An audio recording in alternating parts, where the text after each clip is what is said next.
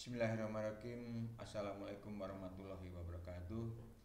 Saudara-saudara sekalian, Taruna Akademi Maritim Suaka Habari Cirebon, khususnya jurusan Ketatalaksanaan Pelayaran Niaga dan Kepelabuhanan semester 3. Pada pagi hari ini saya ingin sampaikan perdana tatap muka, tatap maya kepada Anda sekalian terkait materi konvensi maritim dan regulasi pelayaran. Oleh karena itu, perkenankanlah saya sampaikan bahwa Anda berhadapan dengan saya, Dr. Andes Sukiman MM, diberikan tugas untuk mengampu materi konvensi maritim dan regulasi pelayaran. Oke, kalau gitu kita mulai mengenai materi ini. Ya,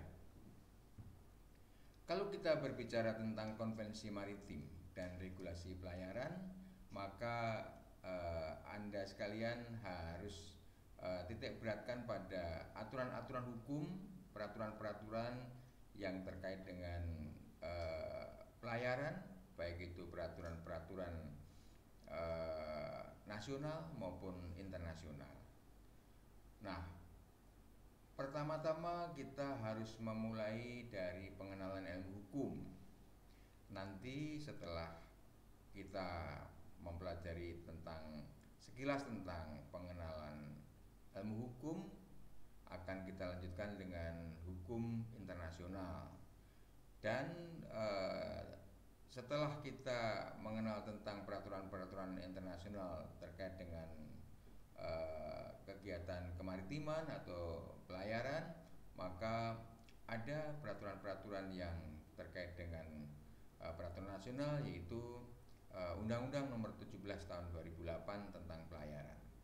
Ketika kita berbicara mengenai pelayaran, maka ada di dalamnya adalah lalu lintas angkutan laut, kepelabuhanan,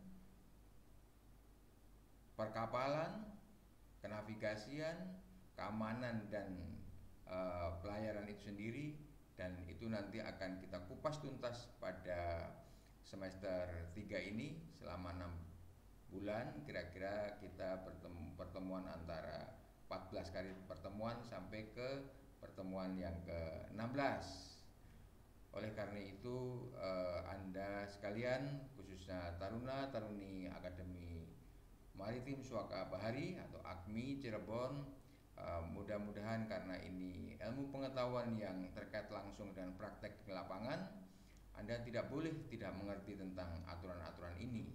Apa jadinya kalau Anda praktek di lapangan tapi tidak mempunyai pedoman atau aturan, maka Anda akan mengalami kebingungan. Oke, lanjut.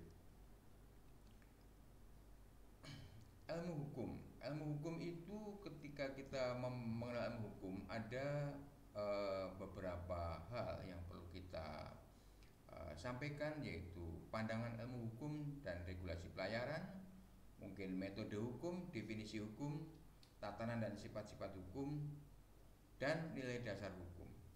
Untuk pertemuan pagi ini saya ingin sampaikan dua hal, yaitu definisi hukum dan nilai dasar hukum.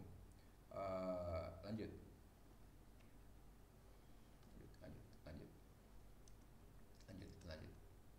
Ini. Oke. Definisi hukum atau pengertian hukum yang perlu Anda simak di sini.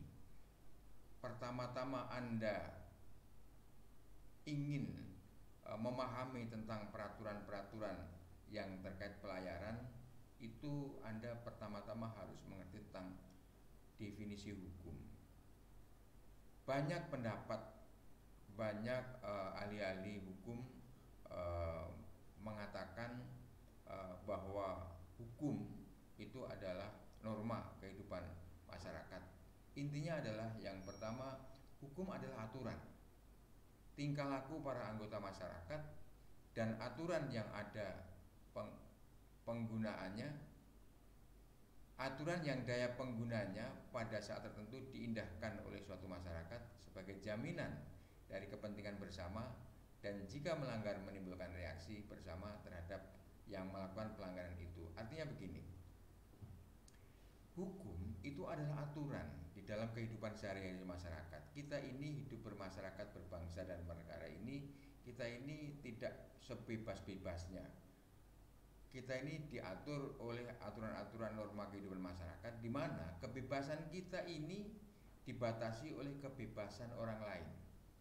Jadi kita ini harus bisa hidup berdampingan dengan orang lain, tapi jangan saling kita itu melanggar norma-norma kehidupan yang akhirnya akan merugikan orang lain.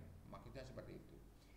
Yang kedua, hukum itu mengatur perilaku secara sejajar, yang pada hakikatnya merupakan pantulan nyata dan struktur masyarakat dunia.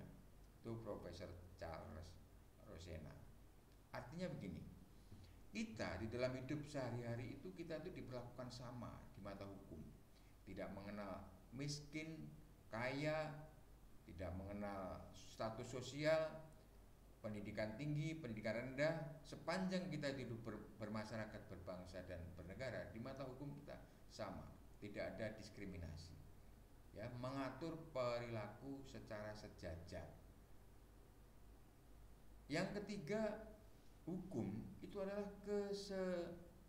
keseluruhan syarat-syarat dengan kehendak bebas dari suatu orang dapat menyesuaikan dengan kehendak bebas orang lain menuruti peraturan hukum tentang kemerdekaan. Immanuel Kant. Artinya begini, kita ini dipersyaratkan agar kita ini hidup harmonis di dalam bermasyarakat, berbangsa dan bernegara. Kita ini terikat dengan ketentuan-ketentuan yang sudah kita sepakati bersama di dalam kehidupan sehari-hari. Misalnya begini, hidup berlalu lintas, kita, budaya kita berjalan itu sebelah kiri. Ada juga di negara lain berjalan itu sebelah kanan. Nah, di Indonesia ini ketika kita sudah menyadari, bersepakat antar masyarakat dan sudah menjadi budaya bahwa kita itu berjalan lewat sebelah kiri, ya kita harus ikuti. Ketika kita melanggar aturan itu akan menimbulkan eksiden yang merugikan masyarakat, dan kita akan dikenakan suatu sanksi karena kita melanggar hukum. Termasuk juga di pelayaran. Di pelayaran itu ada aturan-aturan bagaimana lalu lintas kapal di laut, bagaimana kita membangun suatu pelabuhan, bagaimana kita membangun kapal, bagaimana kita memperdalam fasilitas pelabuhan. Itu semuanya diatur, peraturan-peraturan yang mengikat di situ. Ketika kita tidak berpedoman kepada aturan itu, maka akan muncul eksiden, dan nanti pada akhirnya akan panjang ceritanya, akan kita diberikan sanksi karena melanggar aturan itu. Nah, lanjut. Oke. Sekarang tadi definisi hukum, ya. Sekarang kita nilai-nilai dasar hukum. Artinya nilai-nilai dasar hukum itu adalah nilai yang paling fundamental ketika kita memandang suatu hukum, suatu peraturan. Maka hukum itu mempunyai nilai-nilai dasar yang harus kita sepakati bersama, yang harus kita lakukan bersama, yang harus kita pedomani bersama, agar kita penerapan hukum di masyarakat ini tidak ada permasalahan-permasalahan yang ujung-ujungnya nanti bisa mengakibatkan kerugian orang lain. Apa itu nilai-nilai dasar hukum? Nilai-nilai dasar hukum itu ada 4. Ini nilai dasar loh. Nilai dasar itu nilai yang paling hakiki. Yang pertama, hukum itu merupakan fenomena sosial. Yang kedua, hukum itu identik dengan keadilan. Yang ketiga, hukum itu hak dan kewajiban. Dan yang keempat, hukum itu harus bisa dipakai sebagai sarana merubah pola hidup masyarakat. Akan saya jelaskan satu persatu. Oke. Yang pertama adalah hukum itu merupakan fenomena sosial. Fenomena itu apa? Gejala yang sudah memasyarakat. Hukum mengatur dan menjamin ketertiban dan kelancaran serta keseimbangan antara umat manusia dalam kehidupan sehari-hari yang kebebasannya dibatasi oleh kebebasan orang lain. Coba kita cerna bersama-sama ya. Fenomena sosial, kita itu hidup bermasyarakat itu masing-masing mempunyai kebutuhan untuk bisa mencukupi keinginan atau kebutuhan sehari-hari. Itu antar manusia itu berbeda-beda. Kebutuhan yang pokok, kebutuhan ekonomi, kebutuhan sosial, kebutuhan politik, masing-masing tergantung tujuannya. Nah, di situ hukum mengatur. Dan hukum harus bisa menjamin ketertiban. Artinya menjamin ketertiban apa? Tidak ada satupun umat masyarakat yang merasa terganggu haknya. Misalnya begini, saya menyenangi musik dan saya tidak puas apabila saya mendengarkan musik itu cuma pelan-pelan. Akhirnya saya setel lah itu keras-keras. Di sebelah saya mungkin tidak menyukai musik itu atau tidak menyukai volume yang keras itu, sehingga dengan saya menyetel musik yang terlalu keras itu mungkin bisa mengganggu kenyamanan orang lain. Disitulah adanya ketidaksesuaian. Jadi kita ini harus menghormati sesama keluarga masyarakat, harus saling toleransi, harus saling koordinasi, harus saling hormat menghormati, sambung rasa. Disitulah hukum itu harus menjamin ketertiban, ya. Jadi dan kelancaran serta keseimbangan. Di situ keseimbangan. Oleh karena itu kita dapat dikatakan kebebasan itu bukan sebebas-bebasnya, bukan yang kuat menjadi menang, yang lemah menjadi kalah, bukan. Kebebasan kita itu harus memperhatikan kebebasan orang lain. Jangan kebebasan kita, tapi orang lain menjadi tertekan. Disitulah hukum main di situ, ya. Itu namanya hukum nilai-nilai dasar. Itu hukum itu sebagai fenomena sosial. Yang kedua, hukum itu identik dengan keadilan. Kalau tidak ada keadilan di situ, maka hukum itu tidak main, hukum tidak bekerja. Hukum itu dalam rangka untuk mencari suatu keadilan. Keadilan yang hakiki memang adanya di Allah Subhanahu wa taala, Tuhan yang Maha Kuasa, tapi di dalam hidup bermasyarakat itu harus kita adil. Artinya adil itu apa? Adil itu ada keseimbangan, tidak memandang siapa yang berbuat, maka dia harus bertanggung jawab, dan siapa yang melakukan kesalahan harus ada sanksi, tidak diskriminasi.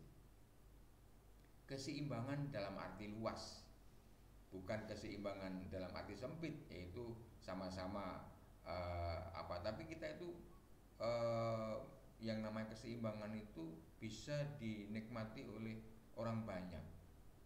Karena kadang-kadang hukum itu bisa menimpa masyarakat itu secara bersama-sama, kolektif, tidak individu saja, gitu ya. Yang kedua, hukum identik dengan keadilan. Itu maksudnya adalah kebajikan yang memberikan hasil, bahwa setiap orang mendapat apa yang merupakan haknya. Jadi orang ini itu ada hak dan kewajiban yang seimbang. Apabila orang itu telah melaksanakan kewajiban, maka orang itu juga harus mendapatkan haknya. Jadi adil kan? Jangan sampai kewajiban terus-menerus tapi tidak memberikan hak. Banyak contoh itu, banyak contoh. Makanya jangan sampai terjadi protes, jangan sampai terjadi demonstrasi. Semuanya itu kan mencari keadilan. Misalnya dosen mengajar di kelas, itu kan kewajiban untuk memberikan ilmu pengetahuan kepada Anda semua. Tapi dosen kan juga mendapatkan salary atau gaji atau honor yang telah ditetapkan. Demikian juga Anda membayar uang kuliah yang sesuai ketentuan yang diberikan, tapi Anda harus mendapatkan hak, yaitu mendapatkan ilmu pengetahuan. Kalau Anda tidak pernah mendapatkan hak itu, maka Anda bisa mengajukan komplain. Disitulah namanya keadilan.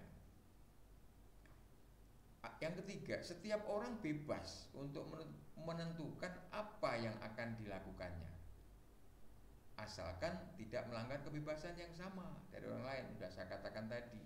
Jadi orang itu kebutuhannya itu berbeda-beda, tergantung tingkat sosial berbeda-beda, tapi orang itu bebas untuk meraih suatu tujuan.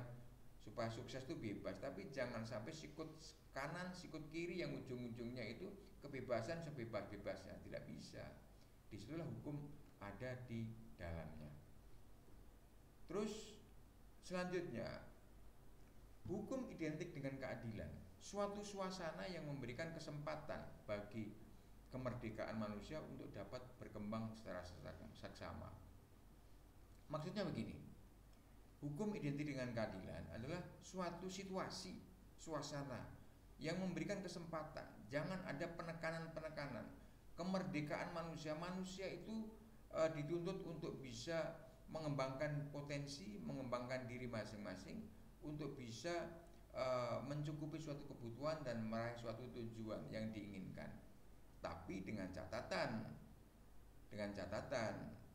orang itu sekalipun mempunyai kesempatan untuk menempuh suatu cita-cita tujuan, tapi tetap ada norma-norma yang harus diterapkan, tidak boleh melanggar. Itu namanya hukum identik dengan keadilan. Selanjutnya, hukum adalah hak dan kewajiban.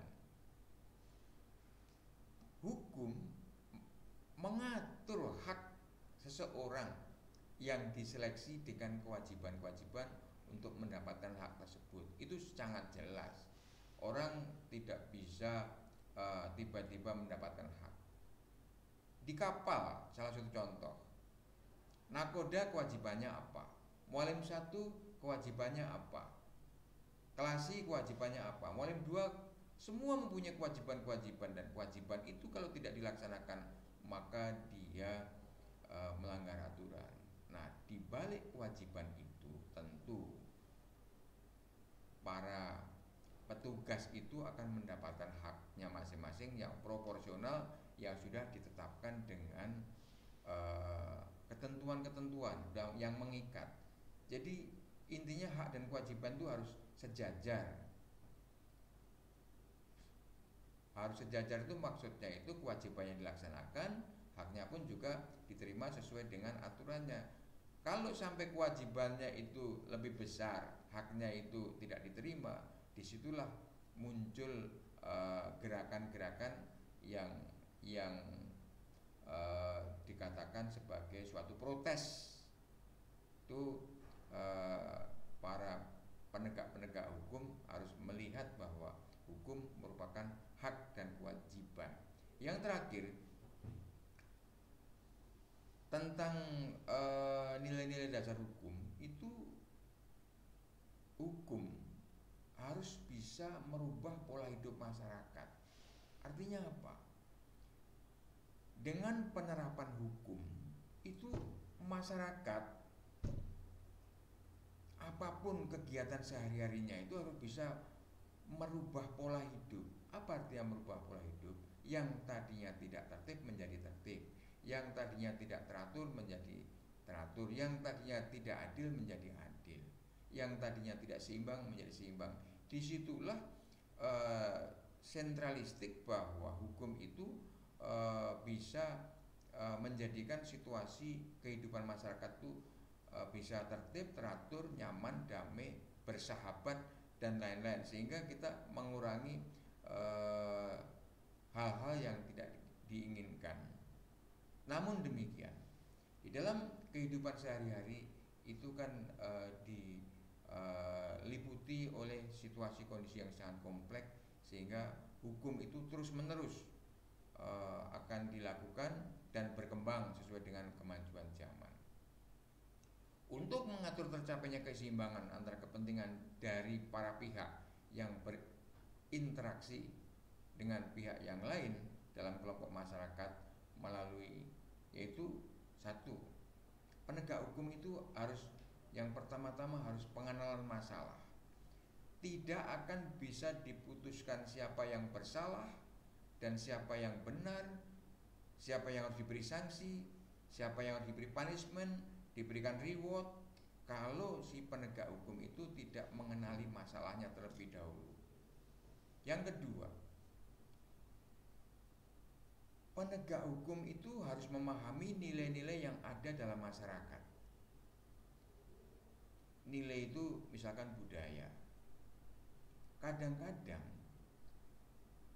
masyarakat yang lain menganggap itu hal biasa, tetapi masyarakat yang lain pula itu menjadi suatu masalah karena dipengaruhi budaya, adat istiadat. Nah itu penegak hukum itu harus memahami nilai-nilai yang ada dalam masyarakat, itu harus dipahami. Jangan sampai pengambilan keputusan nanti ketika tidak memahami nilai-nilai yang ada dalam masyarakat akan mengalami suatu kesalahan pengambilan keputusan, akhirnya tidak menempuh suatu keadilan. Baru membuat keputusan, setelah membuat keputusan baru penerapan hukum. Artinya siapa yang bersalah dan siapa yang harus mendapatkan sanksi. Disitulah hukum itu diterapkan harus merupakan sarana untuk merubah pola hidup masyarakat. Baik, kita lanjut untuk pertemuan 1, pertemuan kedua, pertemuan ketiga. Yang kemarin sudah kita upload dan Anda sudah mempelajari semua termasuk tugas-tugasnya. Itu sebenarnya pertemuan tatap maya sekarang ini saya hanya ingin menggarisbawahi pertemuan yang pertama, kedua, dan ketiga. Di samping saya juga memperkenalkan diri bahwa nantinya sampai 16 pertemuan itu Anda akan bertemu dengan saya. Yang tadinya tidak kenal maka tidak sayang. Maka sekarang kita perkenalan, mudah-mudahan nanti kalau kita tatap muka kita mengadakan diskusi-diskusi dan kita interaksi, disitulah kita bisa lebih katakanlah lebih produktif. Dan sekarang ini kita semua menghadapi situasi pandemi COVID-19 ini, mudah-mudahan Anda sekalian di rumahnya masing-masing ataupun di mana berada senantiasa dalam keadaan sehat dan tidak terganggu untuk mengikuti pendidikan pembelajaran jarak jauh ini dengan tatap maya. Masih ada hal-hal yang perlu saya sampaikan, yaitu tentang tadi bahwa regulasi pelayaran itu ada peraturan-peraturan internasional maupun peraturan-peraturan yang bersifat nasional. Sekarang kita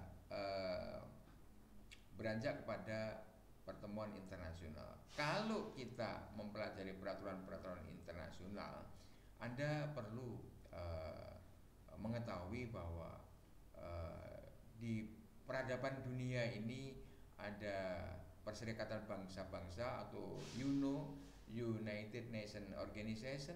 Itu adalah organisasi dunia yang mengatur segala perilaku kehidupan di dunia. Itu yang terkenal sehari-hari kita sebut Perserikatan Bangsa-Bangsa. Organisasi dunia di bawah PBB atau Perserikatan Bangsa-Bangsa itu banyak hal. Ada WHO, World Health Organization, yaitu organisasi yang mengatur tentang kesehatan dunia. ILO, yaitu International Labour Organization, yaitu organisasi yang mengatur tentang tenaga kerjaan. IMO, yaitu International Maritime Organization, yaitu yang akan kita pelajari terkait dengan peraturan-peraturan yang terkait dengan kemaritiman dunia. Ada juga WTO, World Trade Organization, yaitu organisasi perdagangan dunia. FAO, yaitu Food Association Organization, dan lain-lain. Tapi yang semuanya itu hanya sebagai pengetahuan saja, tapi kalau mengenai IMO kita harus banyak hal-hal mencermati, dan juga Indonesia juga meratifikasi ketentuan-ketentuan yang sudah ditetapkan melalui lembaga IMO. Dan apabila kita tidak meratifikasi, maka kita selaku negara maritim ini nanti akan mengalami kesulitan-kesulitan kita mengadakan pelayaran di luar negeri. Itulah lembaga-lembaga yang terkait dengan lembaga internasional. Apa itu IMO? International Maritime Organization adalah organisasi internasional di bawah organisasi UNO. UNO itu United Nations Organization atau Perserikatan Bangsa-Bangsa yang khusus menangani masalah kemaritiman, seperti yang saya katakan tadi ya. Nah, IMO semula bernama IMCO, yaitu International Intergovernmental Maritime Consultative Organization, dibentuk oleh UNO pada tahun 1958 sampai dengan 1982, dan sejak 1982 sampai dengan sekarang bernama IMO, International Maritime Organization, yaitu organisasi di bawah Perserikatan Bangsa-Bangsa yang khusus menangani masalah kemaritiman. Apa itu tugas IMO? Tugas dan kewenangan IMO adalah membuat peraturan-peraturan atau convention keselamatan kerja di laut, termasuk keselamatan pelayaran, dan mencegah serta penanggulangan pelanggaran di lingkungan perairan. Itu peraturan internasionalnya, kita harus mengacu pada peraturan-peraturan IMO. Banyak konvensi-konvensi atau peraturan-peraturan IMO yang telah diratifikasi oleh negara Republik Indonesia, yaitu SOLAS 7478, Marine Pollution. SOLAS itu Safety of Life at Sea, yaitu peraturan tentang keselamatan di laut. MARPOL, Marine Pollution, yaitu peraturan tentang pencemaran. Dan STCW, Standard Training Certificate Workshipping, itu tentang ABK di kapal. Jadi kalau kita tidak meratifikasi ketentuan-ketentuan itu, sangat dimungkinkan kapal-kapal kita tidak bisa berlayar ke luar negeri. Karena kalau sudah berlayar di perairan asing, perairan luar negeri, itu kita harus mematuhi peraturan-peraturan internasional, bukan peraturan-peraturan nasional yang sebagaimana kita terapkan di Undang-Undang Nomor 17. Kita harus menerapkan konvensi-konvensi dari IMO. Tadi saya katakan bahwa produk-produk konvensi itu salah satu SOLAS. SOLAS adalah Safety of Life at Sea Convention 7478, mengatur tentang keselamatan kapal, termasuk konstruksi, navigasi, komunikasi. Itu sudah diratifikasi dengan Kepres nomor 15 tahun 80. Artinya dengan keputusan Presiden nomor 15 tahun 1980 kita menyetujui aturan itu. Dengan kita menyetujui, maka kita terikat dengan peraturan itu, dan apabila kapal-kapal kita berlayar menuju ke luar negeri, angkatan luar negeri, maka kita selaku bangsa Indonesia harus menggunakan aturan-aturan berdasarkan SOLAS. Yang kedua, MARPOL, Marine Pollution Prevention, itu konvensi tahun 73-78 mengatur tentang lingkungan perairan, khusus untuk pencegahan pencemaran yang asalnya dari kapal, alat apung lainnya, dan usaha penanggulangannya. Sudah diratifikasi oleh keputusan Presiden nomor 46 tahun 86. Artinya dengan diratifikasinya MARPOL tersebut, mutlak kita terutama terhadap kapal-kapal yang berlayar ke luar negeri, peraturan-peraturan tentang pencemaran di laut yang berasal dari kapal, kita harus berpedoman kepada MARPOL, Marine Pollution Prevention 7378. Ada lagi STCW, Standard Training Certification and Watchkeeping for Shipper, Convention 78, dan sekarang sudah disempurnakan dengan Konvensi Manila tahun 2010 atau SCTW 2010, mengatur tentang persyaratan minimum pendidikan atau training yang harus dipenuhi oleh anak buah kapal atau ABK untuk bekerja di kapal sebagai pelaut. Salah satunya adalah STJW 2010 itu mengatur bahwa siapapun orangnya apabila bekerja di kapal itu harus memiliki PST, harus memiliki PST, yaitu tentang standar pendidikan basic standar training. Itu adalah standar pendidikan dasar bahwa seseorang bekerja di kapal. Itulah STJW merupakan bagian dari konvensi IMO. IMO itu sekretariatnya di London, yang dipimpin oleh Sekretaris Jenderal, dibantu oleh kurang lebih 300 orang tenaga dari berbagai negara, termasuk penerjemah dalam 6 bahasa yang diakui dan dapat digunakan berkomunikasi dalam sidang komite. Bahasa Inggris, Prancis, Rusia, Spanyol, Arab, dan Cina. Tidak ada bahasa Indonesia di sana. Ya, jadi itu 6 bahasa itu dipergunakan di sekretariat IMO di London. Oke, ada kita perkenalkan sekarang